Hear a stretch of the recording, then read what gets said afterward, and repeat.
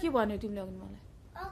ओकना टोकी यता फर्केपछि सबैजना हिल्ने अनि ओकना टोकी यता फर्केपछि सबैजना यस्तो भइजाने अनि जो हिल्लेछ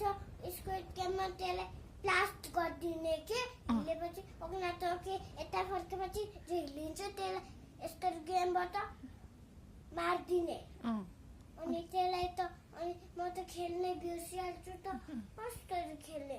जुत्ता फर्केपछि म ओकना टोकीको गेम लगाइदिन्छु है। ल एकछिन पहिला पढ्नु पर्छ यहाँ जस्तो जस्तो बाँकी छ ओकना टोकी बनिहाल्यो फेरि पढ्दा पढ्दै ल लेख पहिला फिनिस गर यस्तो मलाई त 4 मात्रै आउँछ जस्तो आउँछ पुरै सब फिनिस गर 4 जस्तै बनाएर गरौ अनि जेड फर जेब्रा लेख अनि बल्ल 1 2 लेख्ने है हजुर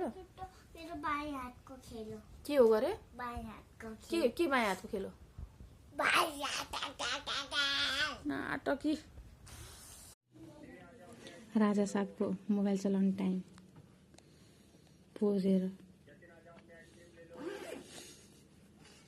पोजेर मुखेर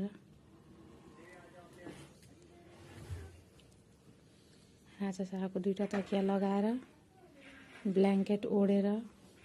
भित्रको बोटो बाहिरबाट लगाएर भगवान्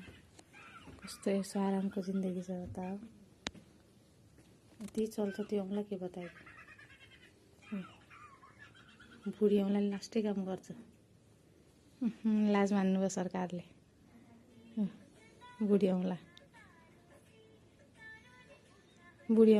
वाउ